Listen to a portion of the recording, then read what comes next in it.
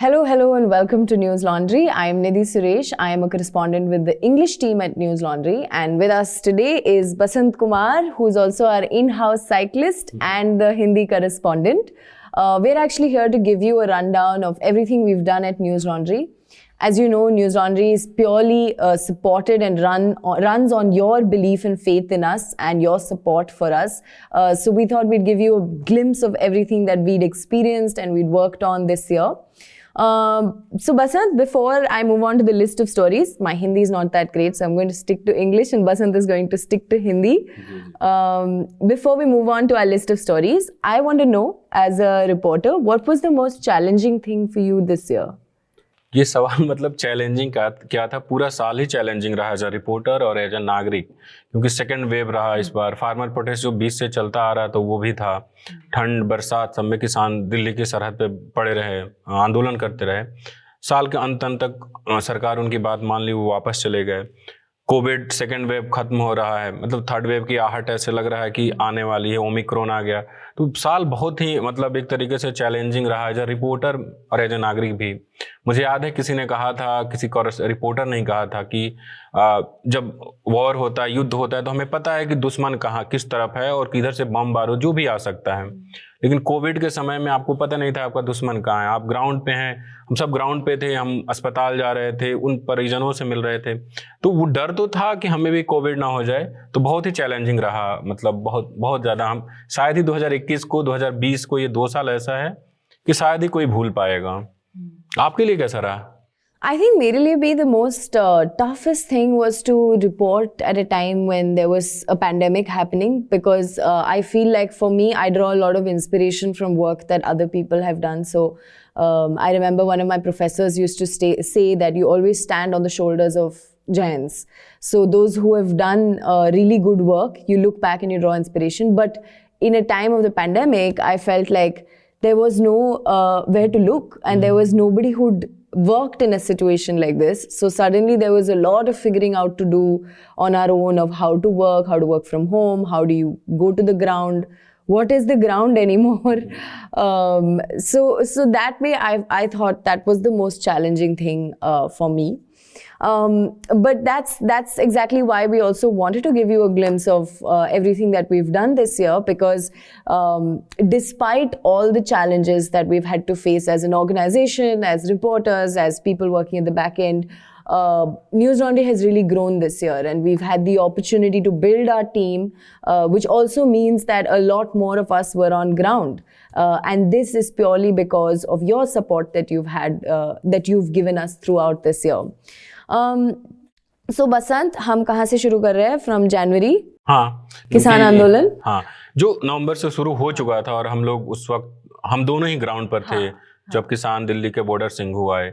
तो आप बताएं कि कैसे हमने किसान आंदोलन को कवर किया। So like Basant was saying, we started out in November and we were both at Singhu border when the farmers arrived, and there was a fair bit of protest and violence that happened, and we did quite a lot of reports on how the farmers arrived and also how they continued to stay, because it was a very, again, like it was happening in the middle of a pandemic, and the farmers continued to live on the roads. And our year really started at the violence that happened on January 26th at Red Fort. I was at Singhu, Basant aap Ghazipur mein the. And we again followed a group of farmers, and I think we did a lot of reports on the journey of the farmers from the protest site till Red Fort and what that meant to them, the violence that followed. February mein, we also did a lot of reporting on the farmers who were arrested and under what basis they were arrested, how many of them were released. उसके बाद आपने भी नवदीप का reporting किया, और जो मजदूर कार्यकर्ता हैं, और मनदीप जो जर्नलिस्ट हैं जिनको सिंघू से उठा लिया गया था पुलिस और पता ही नहीं था कहाँ हैं, उनके एफआईआर में जो विसंगतियां थी, या नवदीप के साथ कैसे पुलिस का कहना कुछ और था जहाँ पे घटना हुई थी, तो उन सबको हमने लगातार रिपोर्ट किया। और तो यही मनदीप वाले में तो हमें याद है कि पूरी रात हम लोग अलीपुर थाने के बाहर और इस थाने से उस थाना करते रहे। नवदीप वाला भी कुछ ऐसा ही था। शिव कुमार का भी, नवदीप और शिव कुमार का साथ में अरेस्ट हुआ। और निधि हम फार्मर प्रोटेस्ट को जो ग्राउंड पे चल रहा था उसको तो कवर कर ही रहे थे, लेकिन फार्मर प्रोटेस्ट को लेकर और उनके मुद्दों को लेकर जिस तरीके से मीडिया में एक नैरेटिव हो रही थी, एक पूरा तबका था जिसकी मुखालफत किसान भी कर रहे थे, वो लोग क्या कर रहे थे, उनकी वो जो गलत सूचनाएं दे रहे थे आम बाकी लोगों को जो किसान नहीं है या जो किसान प्रोटेस्ट में नहीं आए थे, उसको भी हम लोगों ने कई बार कि आज आप गलत सूचना दे रहे हैं, हकीकत ही है। तो ये भी किया गया, हमने किया, मतलब न्यूज़ लॉन्ड्री ने फेक न्यूज जो फैलाया जा रहा था उसको भी हम लोगों ने बताया कि नहीं है, ये है बात है। It's really in moments like this during the farmer protest that we also realize the importance of a media beat, because you can report on the issue that they were protesting on, but at the farmer protest, it was impossible not to report on the media because it became very much part of the farmer protest. I remember जब Lakhimpur violence हुआ था, शिवांगी और हम गए थे, and it was we were always asked for our IDs, we were always asked which news channel, ये तो सिंगू में भी होता था, सब पूछते हैं कि कहाँ से हो आप, कौन सी चैनल से हो, and the anger against the media was so obvious that it's just became something we couldn't not report on. And that was a whole learning experience for me on how you report on your own team, on your own group of people. And सबसे अच्छी बात है, मतलब हैरान की बात है कि मीडिया सरकार का पार्टी बन गया था। अब आप देखिए, हम लोगों ने दैनिक जागरण पर एक रिपोर्ट किया था कि दैनिक जागरण सरकार का एक कार्यक्रम चल रहा है यूपी गवर्नमेंट का, उसी के समय कार्यक्रम अपना दिखा रहा था और उन्होंने 4 गाड़ियां भेजी थी सरकार की योजना जो किसानों से संबंधित है उसके प्रचार के लिए, और जब प्रचार गाड़ी जहां जाती तो उसकी रिपोर्ट छपती थी। तो आप सरकार के साथ बिल्कुल लग गया था, जबकि मतलब मीडिया का काम होता है जो ग्राउंड की हकीकत है वो देना। तो ये भी रिपोर्ट हमने किया कि कैसे पॉजिटिव खबरें दिखाई जा रही है, किसान ने ये किया वो किया। और आपने महापंचायत की रिपोर्टिंग भी की थी, हाँ, आप और आयुष और हाँ, मुजफ्फरनगर हम गए थे जब बहुत बड़ा महापंचायत हुआ था। आयुष पश्चिमी यूपी में थे जब यहाँ प्रोटेस्ट हो रहा था, क्योंकि गाजीपुर का पूरा प्रोटेस्ट टिकैत जो है वो मुजफ्फरनगर के ही हैं। तो आयुष उनके इलाके में, उनके बड़े भाई का आयुष ने इंटरव्यू भी किया था। Yeah, Ayush actually did a very interesting report on Naresh Tikayat, who is Rakesh Tikayat's brother, one of the farm leaders, Rakesh Tikayat's brother. So he did a sort of long report from their hometown of how Naresh Tikayat really manages the show at the back. So January 26th की violence के बाद and February, after all the arrests of farmers, there was the election season. हाँ, तो केरल, असम, पश्चिम बंगाल समेत कई और राज्यों में चुनाव था और एनएल सेना के तहत आप और आदित्य केरल में थे, मेघनाथ, मनीषा, परीक्षित पश्चिम बंगाल में थे, और काफ़ी इंटरेस्टिंग असम से भी हमारे लिए आयान ने रिपोर्ट किया। तो जैसे केरल से आपने आदिवासी समुदाय का जीवन कैसा है, किस तरीके से उनकी परेशानियां क्या है, उसको आपने रखा। उसके बाद वहाँ श्रीधरन जो मेट्रोमैन है उनका इंटरव्यू काफी अच्छा इंटरव्यू था, शायद आप में नाराज भी हो गए थे वो। Again, you are bringing the same subject. Why? So I think we as journalists we have to. Let us close this. Okay. You see, I can't understand this. Everybody coming from north is only on these 2 issues. I find. See, the fact that I accommodate you to come to my house. Yeah. Don't misuse this privilege. पश्चिम बंगाल से मनीषा और मेघनाथ और परीक्षित थे।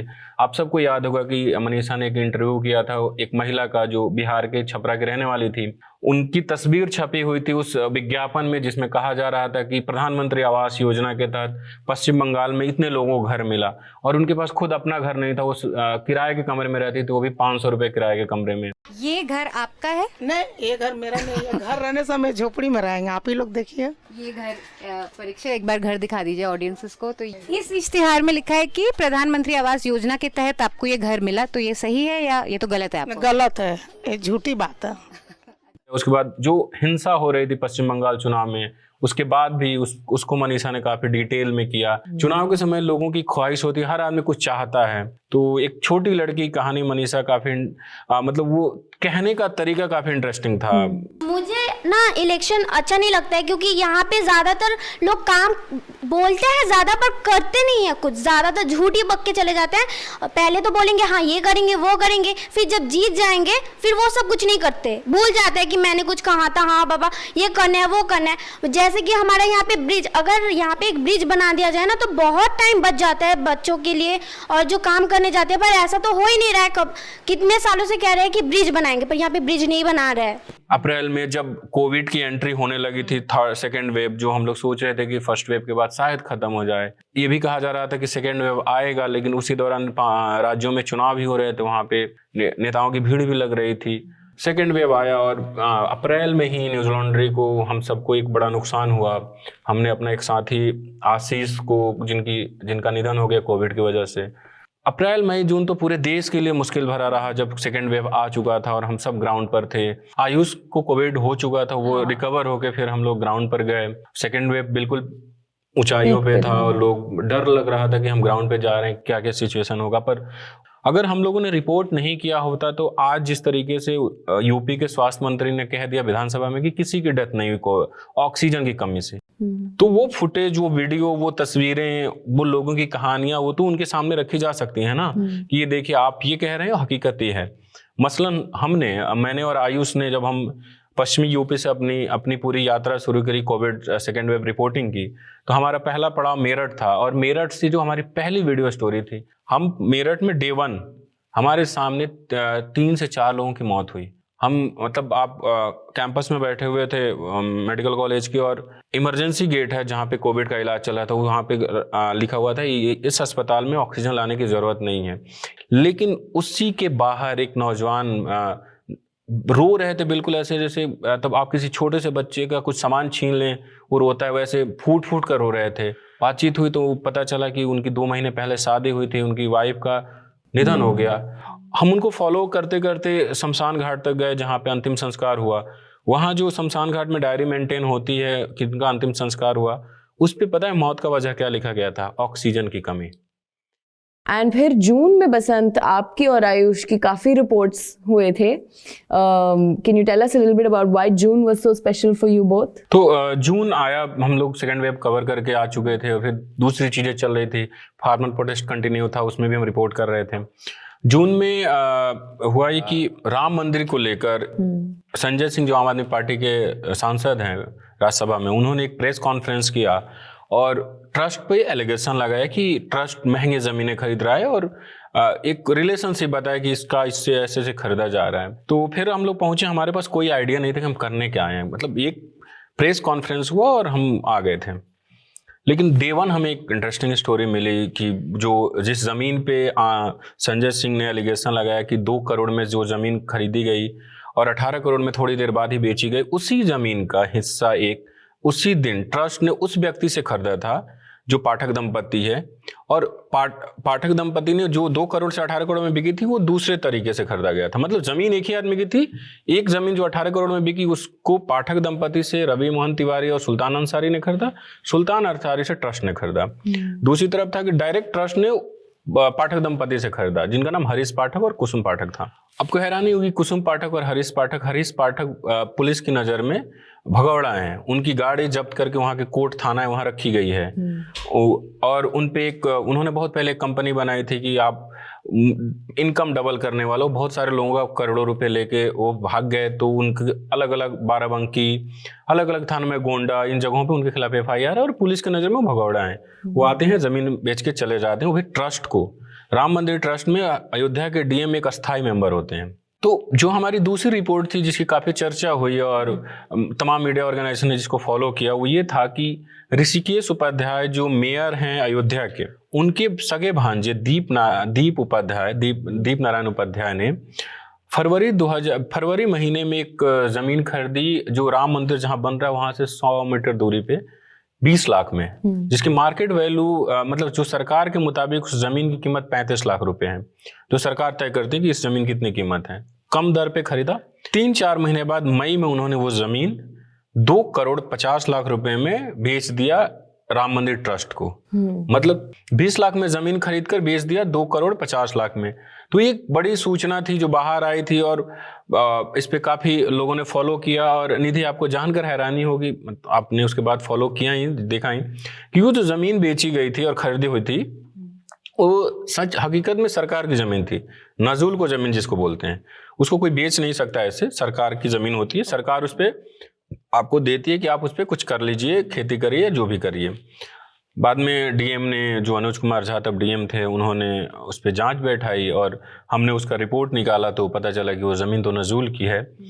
तो ये उसके बाद हमने और भी रिपोर्ट की कि अयोध्या में राम मंदिर को लेकर जो ज़मीन खरीदने की जिम्मेदारी है वो किसको दी गई है, क्या सच में, क्योंकि जो ज़मीन खरीदारी हो रही थी वो चंपत राय के जरिए हो रही थी, अनिल मिश्रा उसमें गवाह थे लगभग हर खरीदारी में। तो ये रिपोर्ट आई, हमने जून में किया, और हैरानी की बात है कि ये अभी भी लगभग उसका अगला पड़ाव आया हुआ कि इंडियन एक्सप्रेस ने इन्वेस्टिगेशन किया कि कैसे अयोध्या में ज़मीन खरीद रहे हैं वो लोग जो प्रशासन में है, MP MLA जो तमाम लोग हैं वो खरीद रहे हैं। तो ये चीज़ें चल रही है अभी भी। तो जून में हमने ये किया। फिर आता है जुलाई निधि, और उस समय एक सबसे 2-3 चीज़ बहुत ही बुरा होता है। हिंदुस्तान एक ऐसे फोटोग्राफर होता है जो दानिश सिद्दीकी, जिनका मतलब आप भी इससे एग्री करेंगे कि दिल्ली राइट्स का जिक्र जब भी होगा, कोविड का जिक्र तब जब भी होगा, दानिश सिद्दीकी की तस्वीर उसका प्रतिनिधित्व करेंगे। हाँ। I think we'd seen him on field during the farmers' protest coverage, and it was very shocking for us to hear about him passing away. And I think we also did a fair amount of detailed reporting on some of his work. We paid homage to some of his work, and that was also the time when Ayush and Basant did another story called how much Yogi government had actually spent on ads that year. It turned out to be almost 160 crore rupees that they had spent in 1 year. This was another report that was very valuable. It was more of a data report. And after that, in August, what I think some of the main reporting we did in August was also of the conditions of the Swiggy and Zomato workers. I think Tanishka ne kiya report, hai na? Yeah, we did a detailed report on the conditions in which Swiggy and Zomato delivery boys were actually struggling because of the after effects of COVID and how their life has been during pandemic. We also reported in quite detail on the Delhi Cant rape case, where a 9-year-old girl was raped by a priest, was actually gang raped by a priest and 3 other men. That was quite a horrific story to do. I remember getting that notification, and we ran to the Delhi Cant area, and these 2 parents were completely distraught at their only child having been killed in this way. And now we also know from court that like this had happened repeatedly, and that the priest had also filmed the incident in some way. There was also एक और story जो प्रतीक जी ने किया. Pratik Goyal is another correspondent of ours. He did a story from Indore. वो exactly क्या था बसंत? इंदौर में दरअसल एक उत्तर प्रदेश के रहने वाला नौजवान वहाँ चूड़ी बेचने गया था। सालों से उनके घर के लोग चूड़ी बेचने वहाँ आते थे, और उनको कुछ दक्षिणपंथी ग्रुप ने पकड़ लिया, उनके साथ मारपीट हुई, और उनको ये कहा गया कि अपनी आइडेंटिटी छुपाकर यहाँ पे, क्योंकि वो मुस्लिम थे, अपनी आइडेंटिटी छुपा के यहाँ पे बेच रहा था। और हैरानी की बात है कि वो सब कुछ सामने था, और प्रतीक ने इन्वेस्टिगेट किया कि कैसे 2 आधार कार्ड की बात की जा रही है, क्या सच्चाई है, क्या हुआ था उस रोज। तो काफी डिटेल में प्रतीक ने रिपोर्ट किया, और देन हैरानी की बात हुई कि वो जो चूड़ी बेचने वाला लड़का था वो लंबे समय तक जेल में रहा, और अभी करीब 10-12 दिन पहले उसको जमानत मिली और बाहर आया है। तो उसकी ground report So this is quite a detailed ground report that Pratik had done during that time. तो सितंबर आया और शिवांगी ने एक वीडियो स्टोरी किया। दरअसल शनिवार था और शिवांगी रिपोर्टिंग के लिए गई थी वहाँ पे, तो उन्होंने एक वीडियो किया, और वीडियो काफी वायरल हुआ, और लोगों ने उसको दिल्ली पुलिस ने उसको एविडेंस के रूप में लिया। काटे जाएंगे, काटे जाएंगे, काटे जाएंगे, हिंदुस्तान में रहना होगा, भारत मुर्दाबाद के उसके जिले में वंदे वंदे। बाद में उस पर पुलिस ने कार्रवाई की, कुछ लोग गिरफ्तार भी हुए। तो फिर It was the same month जहाँ फिरोजाबाद में काफी सारे बच्चों की मौत हुई। हाँ, आयुष ने ग्राउंड रिपोर्ट किया। And Ayush did a very interesting ground report on why there were so many children at that point dying in a particular area in Firozabad. You can find it on our website. It's the same month Pratik also did a detailed report on Osho. So his report, which is actually a paywall story, so you will have to paywall story generally means when our subscribers, it's a very purely driven subscriber story, so our subscribers pay to get this story done, and it's only for the subscribers. So if you want to read exclusive reports, you'll have to go and become a subscriber at News Laundry. So Prateek's story basically looks at, it's titled Betrayal, Lies and Corruptions Inside the Murky World of the Osho Ashram. So he looks at a bunch of documents and people who were close to the workings of the ashram and kind of brings us the story of what exactly is happening even now despite the death of the God-man. September also marked 1 year since the death of the Hathras victim. In 2020, September 14th is when the incident happened, and 26th is when she passed away. And we went back to Hathras. We've been going back subsequently, I think, every few weeks. But in September, we went back to do a bunch of follow-up reports where we did a detailed interview with her parents. And we've been at this story. It's sad that we've had to still report it because the story still continues. And even now in December 2021, we're still following up on the Hathras story. पे documentary भी कर रही हैं. Yes, that's another thing. Parikshit and I and Yusra, we're working on a documentary on Hathras. The main agenda is not to look at just the violence that happened, but also looking at the after effects of such violence, and especially on the family of the victim, and sort of looking at what do you do when something like this falls out of the news cycle and typically stops making news, but doesn't mean that life has gone back to normal. So our documentary is attempting to look at that, and hopefully we should have it ready in a few months. And then we come to October, which is when Lakhimpur happens, and we go to report it. We mentioned that earlier. But also, उस समय सिंगू में Nihang community से there was a violent incident that happens which you and Diksha went to cover. जी मैं तो एक बेअदबी में 2 घटना और हो गई. एक तो उस वक्त हुई थी सिंघू पर जब किसान थे, उसके बाद अभी पंजाब में 2 और घटनाएं हो गई. तो वो काफी जो उसका वीडियो आया ना, मतलब सुबह सुबह जो वीडियो वायरल हुआ उस व्यक्ति को मारते हुए, वो काफी मतलब तकलीफ देह था. मतलब एकदम क्या कहें कि उसको बोलें कि बिल्कुल ऐसे मारा जा रहा था. हाँ, जैसे मतलब हत्या के लिए मारा जा रहा. तो बहुत सारे लोगों को पता नहीं था कि रात को हुआ क्या, आखिर घटनाक्रम क्या है. तो हम लोग ऐसे, मैं और दीक्षा अलग अलग कैंपों में जाके कोशिश कर रहे थे कोई बात कर ले. मैक्सिमम लोग डरते हैं. निहंग एक पूरी सिख समुदाय का एक हिस्सा है, उसे डरते हैं. लेकिन हमें कुछ लोग मिले जो NL के सब्सक्राइबर थे, और उनकी जानकारी में कुछ लोग थे जिन्होंने सब कुछ देखा था अपनी आंखों से. फिर हम जैसे तैसे उन लोगों तक पहुंचे जो घटना के 1-1 मिनट के गवाह रहे, और हम उसको किए.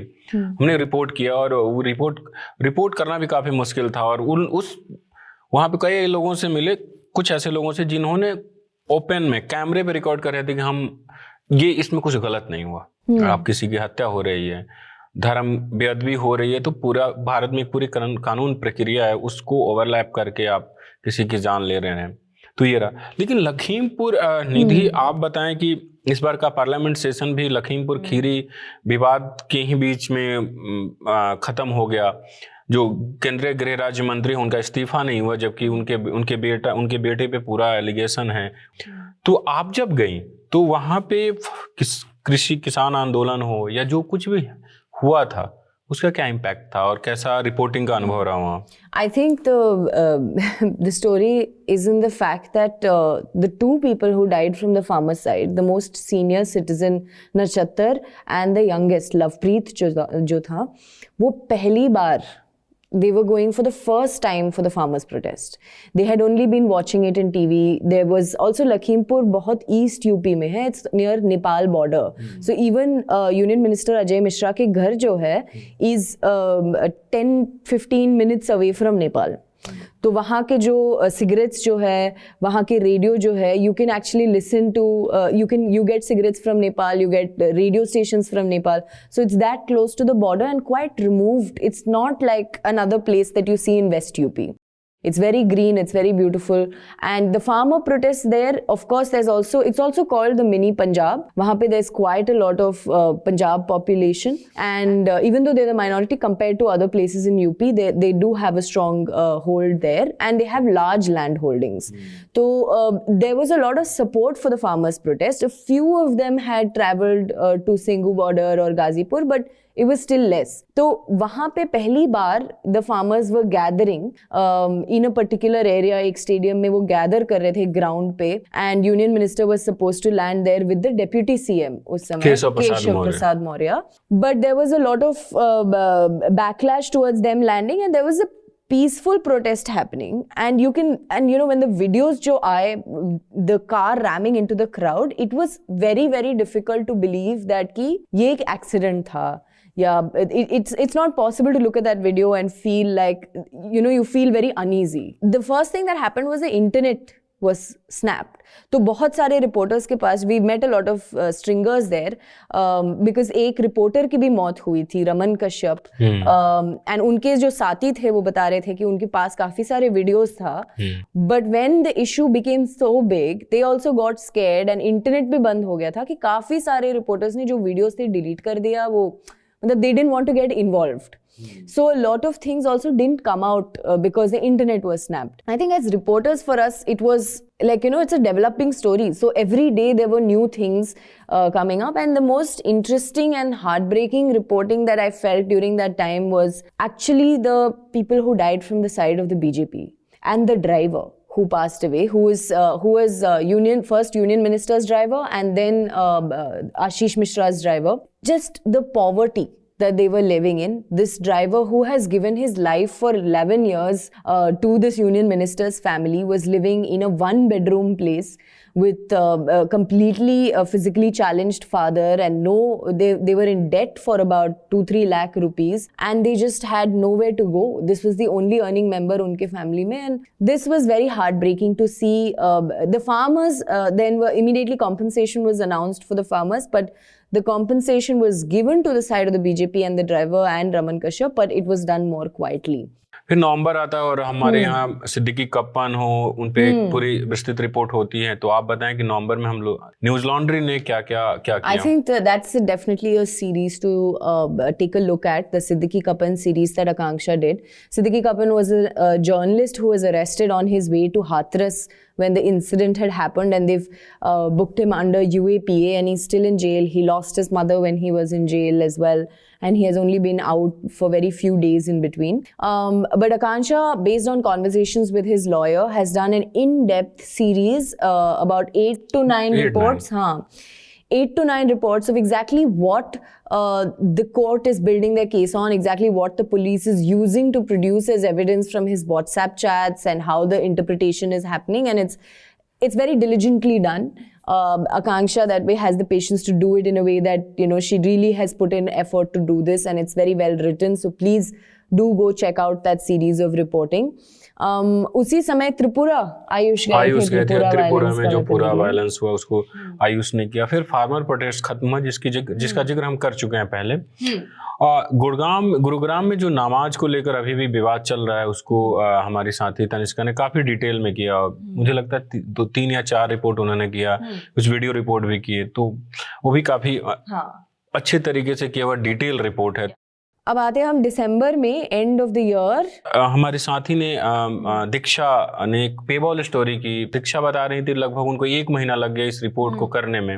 Yeah, Diksha really put in a lot of work in this, and basic उनका conclusion है कि अभी भी there are about 9,000 cases of child sexual abuse. सिर्फ दिल्ली में राजधानी है जहाँ पे सब सुविधाएं सबसे पहले पहुँचती है। इसके बाद आप मान लीजिए बिहार, यूपी, वहाँ तो बहुत सारे केसेस तो दर्ज ही नहीं होते हैं ना, रिपोर्ट नहीं होते हैं, और जो हो जाते हैं उस पे क्या, मतलब बड़ी हैरानी करने की बात है कि दिल्ली में 9,000 केस है। Shocking report that she's done, and looks at really like how in 2020 only 56 judgments were passed, of which even the conviction rate is quite low.